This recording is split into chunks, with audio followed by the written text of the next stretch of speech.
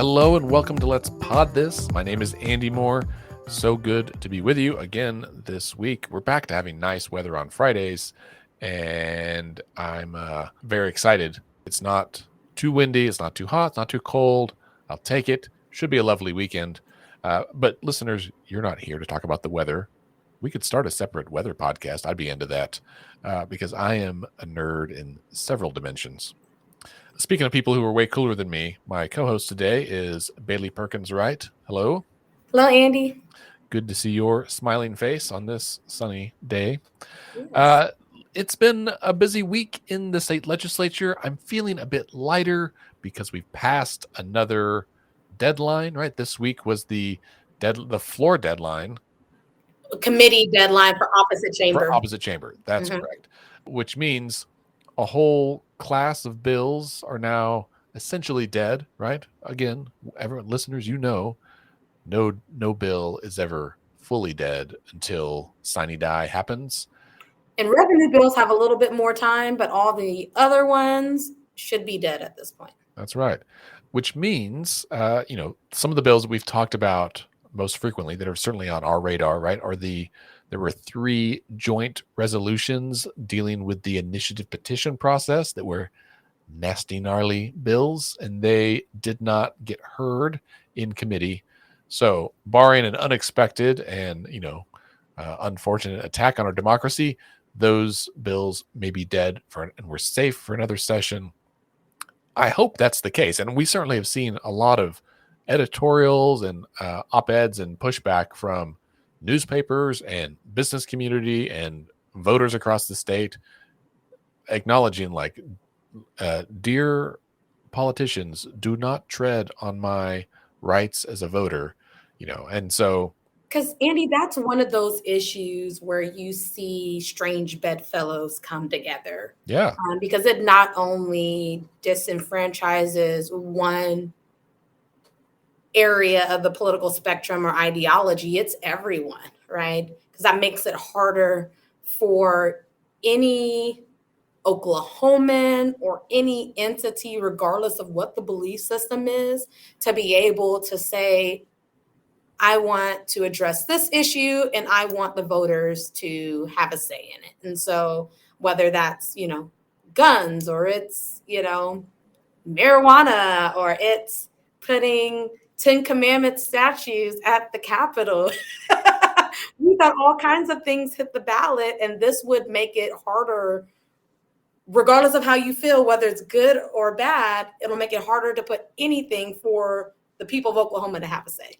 Well, and most importantly, I think those bills, had they passed, would have severely limited voters' ability to serve as a check and balance on the legislature, right? The ballot initiative process is extraordinarily difficult in our state, and it is a last resort when a legislative strategy is unsuccessful. People only try to get stuff on the ballot and spend all the time and money and sweat and tears on that if the legislature is unable or unwilling to pass the legislation. And the fact that it passes at the ballot means that a majority of voters wanted that policy. And Oklahomans have been proven to be sophisticated when it comes to making decisions on the ballot and being intentional, right? We've voted down state questions that related to agriculture in some ways. We've passed Medicaid expansion. There's just a number of things that have had different percentages of voter turnout, even due to what's being considered. And so to me, when we have a range of issues coming up on our ballot, it means that Oklahomans are paying attention and will be deliberate on what decisions that they want to make for our state. So that and a whole slew of other bills are dead, good and bad, if we're being totally honest, right? I mean, some good bills that didn't make it through. And earlier this week, NonDoc had a story about Representative Chris Canady, who it was on Tuesday of this week, where he refused to hear any Senate bills in his committee, which is the Civil Judiciary Committee.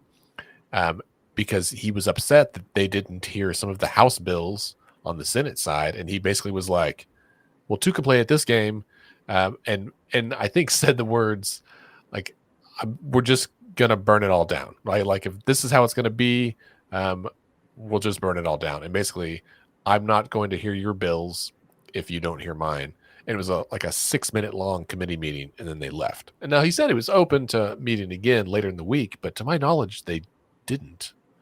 Did you see anything? So that was it. Maybe I that haven't was seen anything. And I mean, and further into that same piece, there was perspective from Senator Julie Daniels about the nuances and concerns that she had about the bills that went on to the other side. But I think from the perspective of Representative Kennedy, it's at least allow the bill to have a hearing and have discussion.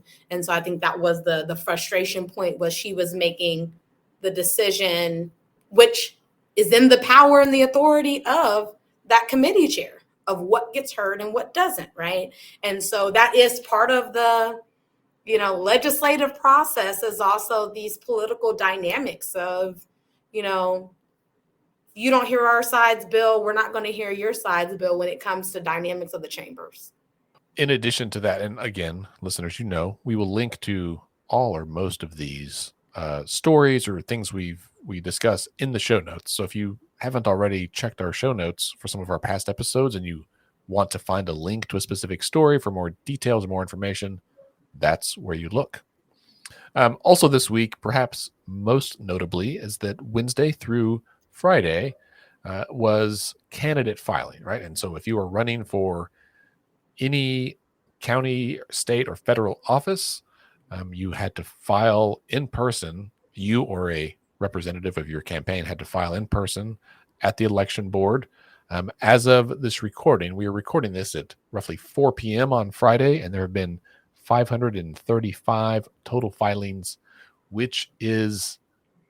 And there's still 1 hour left at this point. So even after we record, there could be some others that may appear that we may have to mention. Since I pulled it up when you and I got on here to start recording, there's been 5 that have been submitted.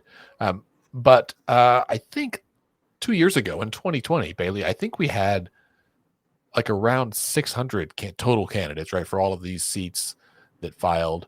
And that was a very low number. That was back when everyone took the pandemic more seriously. We didn't have vaccines and all that stuff. And so candidate filing was depressed, right? A lot of folks did not want to run for office that year, which was much lower. I haven't gone back yet to look. I'm waiting for the final numbers, but I want to go back and look at previous elections and how many total candidates. I'm afraid that in a state where we see very low voter participation, we are also starting to see very low candidate participation. And that means more seats that have incumbents that are essentially automatically reelected, right, by having no challengers. And in addition to that, more seats where incumbents or the seat only has candidates from a single party. And in a state like Oklahoma with closed primaries, that means that a huge swath of voters in that district don't get a say at all, right? And so we will see. I mean, you and I were looking through here, and once it's all done, I'll have final numbers, I guess, next week for our podcast. But a number of state legislative seats where there's Unopposed. only 2 Republicans, right, or only 2 Democrats that are running, Mhm. and that means all of the voters, the opposite party, do not get a say because that will be decided in the primary election. That's not fair. That is, to me, that's the definition of undemocratic, right? If we had open primaries, a novel idea. Or ranked choice voting. Right. I mean, if it was open and ranked choice voting, we'd have Yeah. all kinds of choice. So maybe it's a good point, Bailey, for us to talk about some of those top of the ballot races for U.S. Senate, for Congress, for governor, because we've visited about those in the past, to kind of identify how many different candidates have filed for that. I'm looking right now. And Go we ahead. have to remind the listeners that this is a very unique election year for Oklahoma, where we're likely to see more money poured into our state and more attention to our election system, because we have the rare occurrence of having two U.S. Senate races happening at the same time. So we have two U.S. Senate races. We have all of our congressional seats that run every 2 years as normal. We have all of our statewide seats that are open, and are especially like governor and lieutenant governor. And then, of course, you have a number of Senate seats and all of the House of Representatives who are running. So this is going to be an election where we're going to see, especially in the primary elections, we're going to see a lot of folks running. So, Andy, which race do you want to start with? Let's start. I'm just going to start on the list here. And this is on the election board website. Again, this link will be in the show notes. So I guess we're starting with U.S. Senator Inhofe's seat that he has resigned from. That's correct. Yeah. So there are 1, 2, 3, 4, 5, 6, 7, 8, 9, 10, 11, 12 Republicans that are running. Is that right? Yes.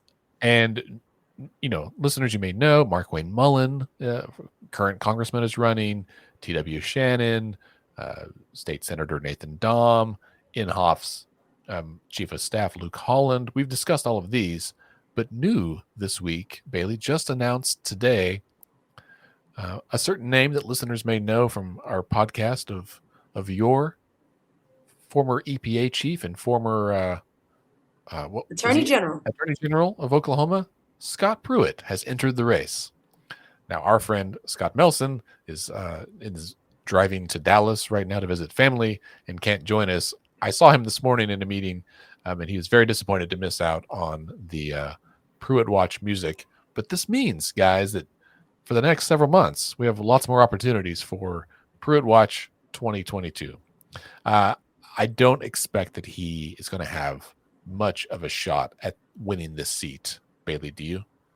Well, it all depends on who will get enough votes for the runoff, right? Right. Yeah. Since there are a lot of candidates running, it's going to be a numbers game of who shows up for each candidate. And so I'll be interested to see. And I've learned, especially after the 2016 election, to never assume what it's going to look like in the outcome. And then even, the 2018 gubernatorial race, right? We had several Republicans who had different levels of governmental experience and fell, on different parts of the political ideology spectrum.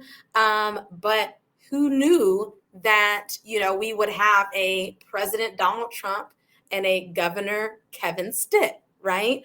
And then Andy raised an important point. Like, you had folks at that time in 2018, like the Lieutenant Governor Todd Lamb running, who, when you're Lieutenant Governor, I mean, it's the typical progression for you to then run for the governorship and to oftentimes be elected. We've had moments where, lieutenant governors have not won the governorship, but he was a candidate that everybody expected to be strong in the running. And he wasn't in the runoff position for governor in 2018. And so when we're looking at this list of who is running and who could be at the August runoff election, it's really going to be a matter of looking at the Republican electorate, right? What type of candidate are a majority of Republican voters looking for in this season? And so I guess we'll see who advances to the primary to get a temperature on that. Yeah, it'll be definitely interesting. Now, we've got those big names, Congressman Mullen, T.W. Shannon, Nathan Dahm. I think even Luke Holland. I saw in the news this week that some PAC has made like a $500,000 ad buy in support of Luke Holland. So he's going to go from someone who had zero name recognition to someone who has some name recognition in the next couple of months. And it's still going to be a long shot for him, right? Because he is running against folks who have strong ties and name recognition in their different parts of the state. But also when it comes to moving to a primary, those resources are going to be strategic for him because that could elevate enough people to push him towards the runoff, right? Because we know that there's a sector of folks who support Mullen, but then there's a sector of folks, probably more in the southwest part of the state or the CD4 region who would support a T.W. Shannon, right? There's even a group of folks who would, support a Nathan Dom. So he's going to really have to rely on those dollars being poured in to build his name recognition and to have his tie enough to Inhofe to have him squeezed into that to that runoff. So Interestingly enough, there for both the U.S. Senate seats, there is one independent in each race. In this race, right, this is the race for Inhofe's seat.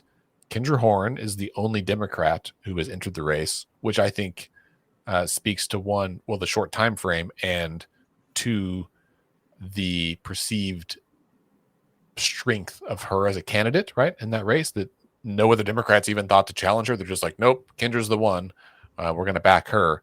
That is not the case in the other U.S. Senate seat, right? The seat that is currently held in by James Lankford, and he is running for re-election. And that's a seat that we've known for a couple years now, that there would be an election for this seat. And right. This is the regularly scheduled election for that seat. Yes. Yeah. So in that race, there are 5 candidates that are running, ranging in age from 29 to 67. 5 Democratic candidates ranging in age from 29, Jason Bollinger, up to 67, someone named Dennis Baker. I recognize 2 of the names on here, Jason Bollinger and Madison Horn. The other names are new to me from Democratic candidates. There are also 3 Republicans, Lankford, the incumbent, Jackson Lahmeyer, who you've probably seen on the news. He is, to my knowledge, he is the farthest right candidate in that race. There's a 3rd Republican, Joan Farr. I don't know anything about her. And there's a Libertarian. So it's on the ballot, we'll have at least 4, the general ballot, we'll have at least 4 names, right? Because the Libertarian will be on there, the Republican, the Democrat, and the Independent. And in some ways, Bailey, partisanship aside, I am a unaffiliated voter, but I will say I always like a ballot that gives voters some choice, right? I mean, that's what makes our democracy strong and legitimate, is when we have elections that are competitive, that gives the voters the opportunity to select someone who more likely shares the values that they share. It also gives us another opportunity to consider those who move up to the top, because when there's more than 3 candidates in the running, that has to go to a runoff, right? And so the more elections that we have that people can participate in, I think that creates opportunities for more civic involvement. Part of, Andy, you mentioned in the beginning that many of our races will either be decided upon who showed up to file, or they're going to be determined in a certain party's primary, which means that there's a lot of folks who haven't participated in an election in a while. And so if people had the chance to believe in a candidate and show up for somebody, that's going to create people, that will create a space for people to participate more frequently. And so I think it's always a good thing when we have a lot of people running. Yeah, I agree. Maybe let's move on to the congressional races, just to mention those. The first one that's up is CD2. Is there not? Oh, no, sorry, CD1. That makes sense. 1 comes before 2. CD1, not really anything unexpected there. Kevin Hern, the incumbent, is seeking re-election. He's got a Democrat and independent opponents there. CD2. Well, and I'll say too, for even the U.S. Senate race with Lankford running, although the opponents have been gaining more traction, he's still positioned to be the person who's most likely to secure that seat. And the same thing for CD1. Congressman Hearn is most likely to win that reelection.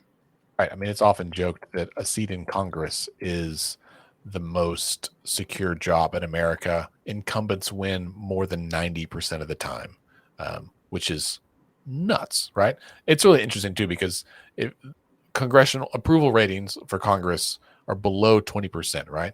4 out of 5 Americans think Congress is doing a bad job.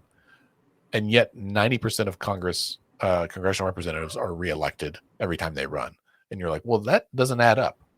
But I will say, though, that 10% is possible. I mean, we saw it in 2018 in Oklahoma with CD5.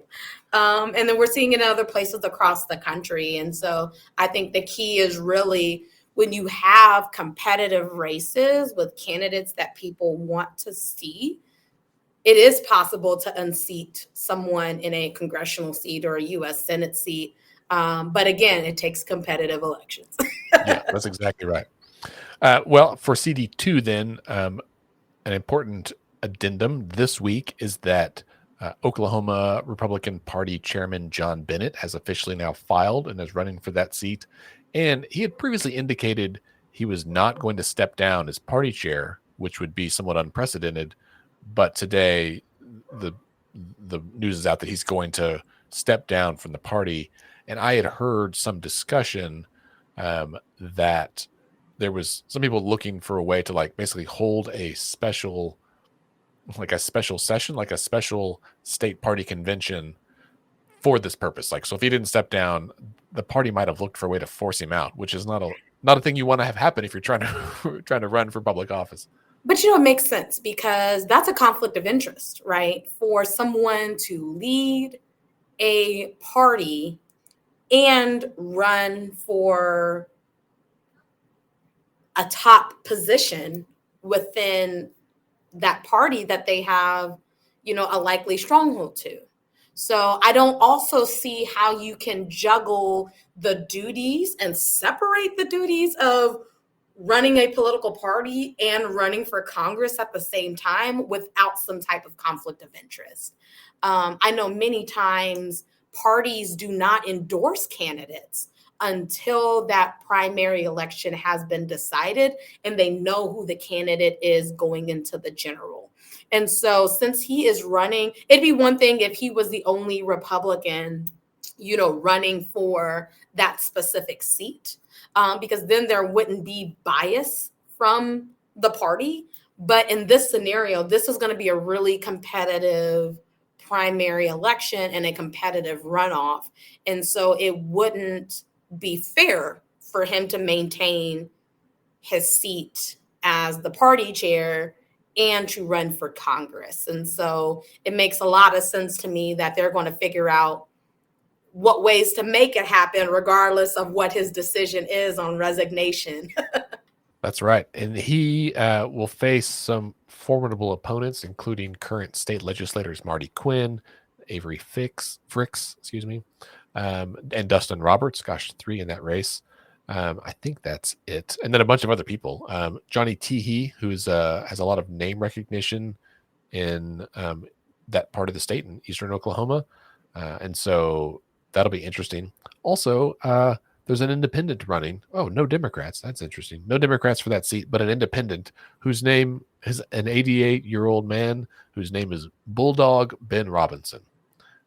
I don't know anything about Bulldog Ben Robinson, but I sure hope that Trace at Non-Doc writes a story because Yeah, we need to know about Bulldog. Yeah, there's more to this story that we need to find out. Well, and to our listeners, this is another election that's going to kind of be a toss-up because it's really going to depend on who the Republican voters are going to advance to the runoff. So this is another race where we're going to be able to gauge the temperature of Republican voters in Oklahoma and what issues, they want to see advanced in Congress. Yeah, because there's 13 Republicans in the CD2 race, which is a Yes, lot of candidates. a whole lot. Hey, good job, everyone. Good for running. CD3 currently held by incumbent Frank Lucas, who recently received an endorsement from President Donald Trump. He has two Republican opponents and a Democrat. He previously had another Republican opponent, state legislator Sean Roberts, who announced today on Friday the 15th that he was not actually going to run for that seat, um, presumably because Lucas got the Trump endorsement and Roberts thus couldn't. That might have kind of cut off his path to victory there in the beginning. CD4 incumbent Tom Cole is seeking re-election. At he's got a Republican opponent too, who I assume is more conservative. That's the trend, and also a Democrat, Mary Brennan. But with that seat as well, I would say both with CD3, Congressman Lucas is most likely to win that race. And the same thing with CD4. Congressman Cole is a staple in that seat. And I know that Mary Brannon is often a perennial candidate for that district. And so I suspect that Congressman Cole will maintain his seat. Yeah, I think everyone thinks that is likely the case. Also, she's 70 and he's 72. That's interesting.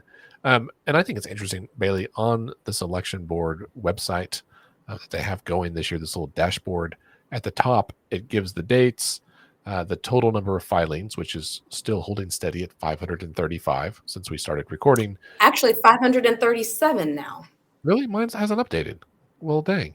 Is the average age still 51? It's still 51. I think it's interesting. Oh, mine says 541. I guess they're coming in fast and furious. I'll have to scroll back up and see if anyone snuck in on these races we already talked about. But So it was really interesting because on Wednesday morning, there was a story about a state representative who got in line at 5 a.m.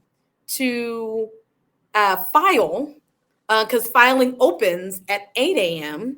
So I don't know if he wanted the award of being the first person to file, but there isn't necessarily anything special about when you do it, within those 3 days of filing. So maybe there are some folks who want to be the last person on this site to file. I don't know, but right. I'm willing to bet that we're going to see several more come in the next 50 minutes. Yeah. I mean, I guess there's something to be said for being the first, and then everybody else after that, it doesn't matter. Right. And so that's funny. Well, so I think the last congressional race, right, is CD5. Incumbent Stephanie Bice has a Republican opponent as well as Democrat opponent Joshua Terrace Hill and independent David Frosch. So that seat, of course, as I think listeners know, has, due to redistricting, has gotten more conservative. It used to be much closer to a 50-50 seat, although it was always a Republican lean to it, but now it's a 58 to 38% Republican lean. So I guess It that's has less of Oklahoma County in it than before because now CD3 has more of Oklahoma City in it. I think even up as far as the Plaza District. So that does make it more challenging for Democratic candidates who no longer have the south side of Oklahoma City and some of the more progressive areas of the districts. Yeah, that's exactly right. Well, and I haven't seen any surprises in the governor's race. It's all the people we knew were going to run. Governor Stitt, Joel Kinsel, whom we discussed last week, Mark Sherwood, the very conservative guy from, I think, up in Tulsa, the pastor, Libertarian Natalie Bruno, Democrats Connie Johnson and Joy Hoffmeister, and former Republican, now independent Irvin Yen. And I think it's important to note as well of important endorsements. Governor Stitt not only received the endorsement of Donald Trump, but he had a recent fundraiser, if I can get my words at Mar-a-Lago. So Mar-a-Lago, that's how you say it. We should call it whatever you said the first time. That was funnier. I like that. And then I can get my words correct today. well, and listeners, we talk a lot about these other top of the ballot races this year, probably more than we have in years past, honestly. But the ones that are, I think, super important that fly under the radar normally are races, the other statewide elected seats, the state auditor and inspector, the attorney general, the state treasurer, the state school superintendent, the labor commissioner, and the insurance commissioner, and the corporation, one of the corporation commissioners. There's three of those seats. One of them is up every cycle. I think there's 6-year appointments, 6-year terms. And so we've got all of those filings as well. Some familiar names among, and lieutenant governor. I didn't mention that. So some familiar names to highlight. Obviously, Lieutenant Governor Matt Pinnell is seeking re-election. Libertarian Chris Powell, who ran for governor previously, is running for light gov there. State Auditor Cindy Byrd is seeking re-election. And And it's just, unfortunately, with that seat, that's another one where it's going to be determined in the Republican primary of who wins that seat because there isn't a Democrat running. There is a Democrat running for lieutenant governor, so that means there will be an election in November. But for state auditor and inspector, Republican voters will make the decision. yeah. For AG as well, incumbent, I guess he's incumbent, John O'Connor, who was appointed into the seat, is running against Gittner Drumming, and I think trailing Gittner in the polling. And they have another opponent that's a libertarian, Linda Steele, but no Democrat. So Democrats will not get to vote in the attorney general's race whatsoever. No, I guess they will in the general. It'll be a Because Republican. there'll be a libertarian Yeah, election, so they get to but choose. they won't have a Democratic option. It'll just be a Republican versus a libertarian Right. in November. Right. Interesting. The state treasurer, we've got some familiar names: Clark Jolly, David Hooten, for Oklahoma County residents might know. The Democrat in that race is Charles DeCoon. He ran in 2018, I think, for state treasurer as an independent. I think we had him on the podcast back then, actually, maybe a couple of times. So good to see his name out there again. Superintendent of public instruction. And that'll be an election to watch as well for many of the voters. So Yeah. Several of these names, right? April Grace and Ryan Walters and Gina Nelson. Interesting. Labor Commissioner Leslie Osborne, who's been on the show several times, is seeking re-election, and she has no primary opponent, but a libertarian opponent. So that'll go to the general election. Everyone gets to vote on that. And this is one that's very unfortunate, not because of who's serving, but for the fact that there's not going to be an election, right? The insurance commissioner is going to be already decided if no one files here in the next 45 minutes. Glenn Mulready will be automatically our insurance commissioner. And not saying anything, disparaging against Glenn Mulready. It's just that will not be an election that people will get to decide on because no one put their name on the ballot besides the incumbent. Yeah, no kidding. I may tweet out right now while we're recording that someone should hurry up and just go file so that voters get a choice in this. Otherwise, we don't, right? And listeners, if you're hearing all of this and maybe you're reading these candidate filings on the website while you listen to the podcast, and you're thinking, what the heck? Like, why don't more people run for these other races that are statewide seats, right? But they're not like the high profile congressional seat. Well, first of all, just keep this in mind. U.S. Senate is extraordinarily hard to win and it's expensive, and you have to go to Washington every week, right? Congress, you have to go to Washington every week. These statewide seats, you get to stay here at home. You can see your kids every night. Well, but what I'll say about the U.S. Senate seat as well is that Oklahoma has a lot of land mass, right? That's a lot of travel to hit all 77 counties, right? And Oklahoma is a state where you have to have more than what I call the I-44 corridor. You got to have more than Tulsa, Oklahoma City, and Lawton in order to win an election, right? And all of that takes resources. That's what makes it expensive, right? You got to figure out how you can get in front of the folks in the panhandle. You got to figure out how to get in front of folks who live, in Broken Bow or in the southeast part of the state. And so you have to spend money to put ads in newspapers and to buy television ads and send mailers. And all of those come with a cost, right? And when you add up all of that, and then on top of that, hiring people to go to these different parts of the state, you have to have millions, plural, of dollars just to be competitive. Yeah. And costs just continue to go up. Well, and you look at some of these other races that we've discussed, right, that have 12 or 13 candidates for the primary, and then you got to run for the general. It's a much higher bar. But I'm just saying, listeners, don't sleep on these other statewide races. If you were Mhm. considering running for office, I mean, you can run for, local office. Don't sleep on those either. But if you're thinking about statewide, I mean, if you've got $250, you could in the next 45 minutes, you could be on the ballot as a candidate for insurance commissioner. And these are important jobs. Like they set rules and policies that honestly affect your life a lot more than you realize, right? And Well, and so, Andy, to your point, there was an article about a Sand Springs city council race being contested because the person won by 2 votes, right?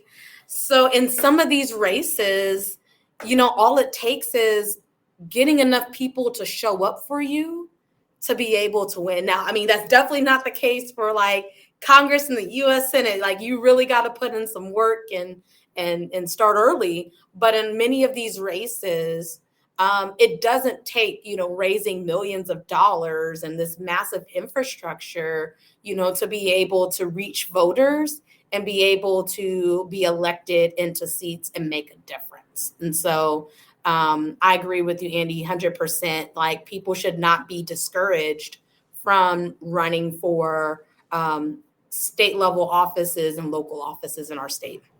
In the last statewide race that we hadn't talked about was the corporation commission.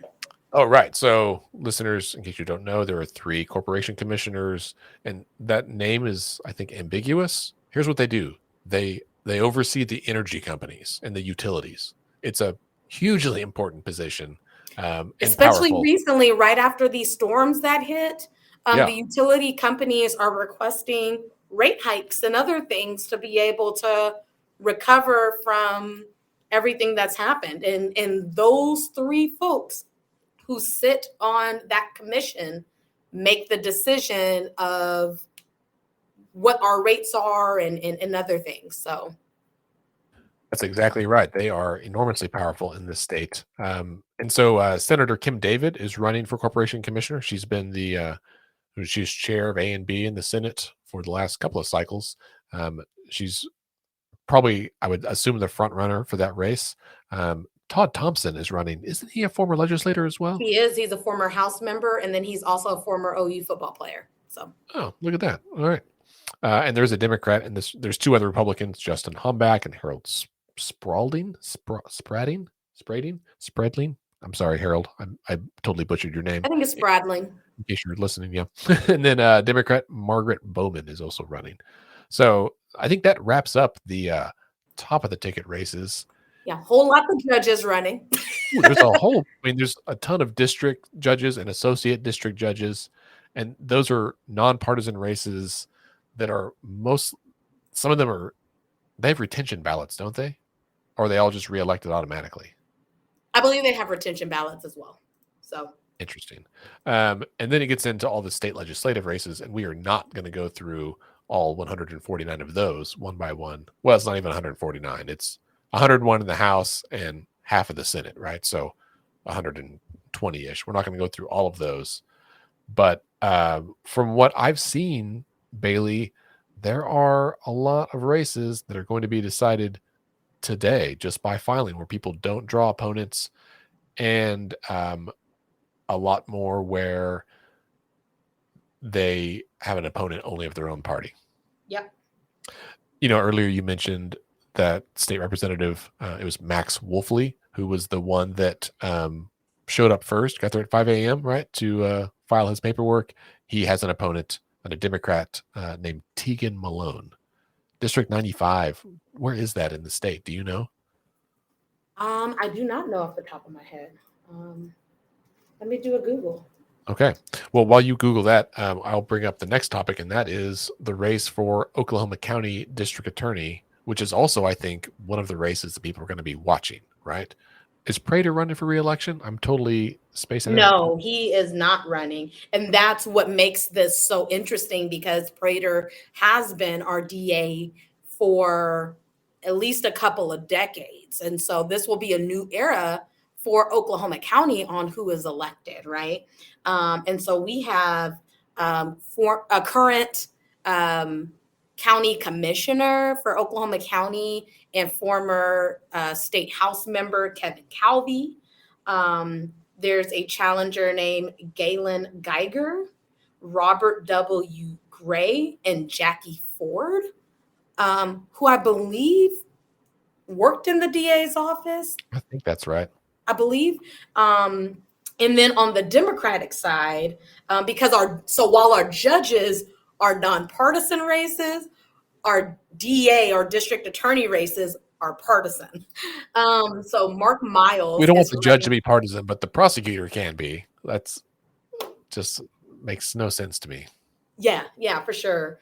Mark Miles is running for that seat, and Vicky Vanna is running as well. So Mark Miles ran for Attorney General in the 2018 race, I believe. But for sure he did run for Attorney General. And then Vicky Benna, I believe, runs the Oklahoma Innocence Project. So that may be a name that you have heard.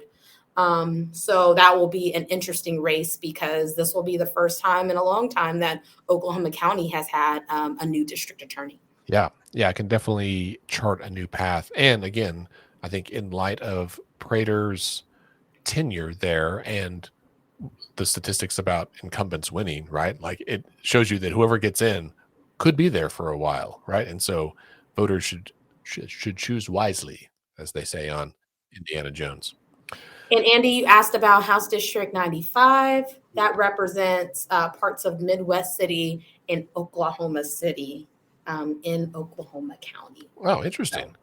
I how fascinating. We'll be keeping an eye on that one just because I'm curious now. It's also, I think, important to note who is not running. I know we discussed that a lot last week, but added to that is House District 87 Representative Colin Walkie, who I'm pretty certain we've had on the show in the past. He announced this week that he would not be seeking reelection. Bailey, do you know if anyone is running for his seat? I haven't even looked. yes, there is someone who's running for his seat. There is a Republican named Valerie Walker, and the Democrat is Ellen Hefner. Do you know anything about either of those? I don't, but I am eager to learn about both of their backgrounds. Maybe we could talk about it on a future Yeah, podcast. it'd be interesting. So, I think, and listeners, I mean, we try to give you some context here in like an educative sense about some of these candidates and the races, and I think more importantly, the races and the seats and what they do, especially some of those statewide seats like corporation commissioner. Some of you may not have known those even existed, much less the fact that they can oversee the utilities and the energy companies is a big deal. Um, we try not to get too in the weeds of candidate races, well, because that's candidate politics and that's the kind of stuff that we don't do. We save that for our group text separately, privately. And I think maybe Bailey, we've got 5 minutes left or so. A couple other things we could mention this week. well, before we get into that, one thing that voters, hopefully our listeners are voters, will remember that Representative Jose Cruz's seat will be up for election. And so there's two people running for that seat, Arturo Alonso and Chris Bryant. So those are the names of the two folks who will be running for that open seat. Interesting. Also, Norman Democrat and Democratic leader Emily Virgin is term limited, so she's not running because she can't. And there are, I think, at least two people running for her seat. Kate Bierman and Jared Deck are the two that I know of. The two Republicans. Oh, and then or two Democrats, and then Republican R.J. Harris is running. So that'll be another interesting seat. I think some of those areas like District 44 are kind of reliably Democratic seats. Same with Colin Waukee and Jose Cruz's seats we mentioned, and so there are so few of those in this state. It's interesting to see who files for those. And also, there's a few people running for a Representative Bell seat that's open. Annie Menz on the Democratic side. And then there's two Republicans, Dave Spalding and Teresa Sterling. Interesting. Well, again, listeners, you can find all of these candidate filings on the State Election Board website. And we will, again, link to those in the chat. I'll just refresh it. And there's been 7 more people added to the list. Who knows where they got added? We'll find out later. I'm also going to try to tabulate how many people did do not have challengers, how many folks did not seek re-election, some of those statistics, because I think voters need to know, right, that there is an opportunity here to change the state in a key way. And you just, as we say every week, Bailey, decisions are made by those who show up, but you got to show up to help make that decision. Well, just a couple of other things to highlight. One, I'll highlight this one about Canoe because we've talked about them. This isn't really even a Oklahoma related thing, aside from the fact that I think they're going to build some of these vehicles in Oklahoma. But I saw this on Gizmodo, which is like a tech blog that I have followed for years. And the story was that NASA has chosen Canoe to design and build 3 types of custom vans, or crew transportation vehicles, as the space agency refers to them. Anyway, these CTVs will basically be what drives the crew, like from the building to the rocket, right? And then I think the long-term goal is that they are hoping that, and they use them for lots of stuff. They need vehicles that are like kind of weird and boxy. They've been using Chevy Astro vans since like the early 80s. And so these Canoe vehicles will be like what drives them from the building on the tarmac out to the rocket with all of their gear and stuff. And Andy, that gives a lot more context as to why they're extra expensive and why they haven't been produced yet. Because there's a lot of standards they have to hit in order to be, vehicles that are part of this space infrastructure. That's possibly true. Yeah. I'm very curious though, like if they're replacing like 40-year-old Chevy Astro minivans, like how advanced do they have to be, right? Because those Astro vans were just like a metal box with wheels, and which is about what the Canoe vehicles look like. So if it pans out, I mean, hey, kudos to them for getting this contract. Everyone loves a good government contract, including state legislators. Did you see that story this week? I did. Very, very interesting. Again, listeners, if you're considering running for office, I implore you, if you win and get elected, please go above and beyond to make sure that there's nothing scandalous happening in your life. I think that brings us to the end of the episode. Bailey, thanks for being here today. Andy, appreciate you always. Listeners, thank you for being here as well. You only have, now you're listening to this later. I won't post this till after the closing time, but don't forget to start reading up on these legislators and these other elected officials in your areas. We will have more information about voting in particular and how to vote moving forward. And remember, as we've said, decisions are made by those who show up. Have a good week.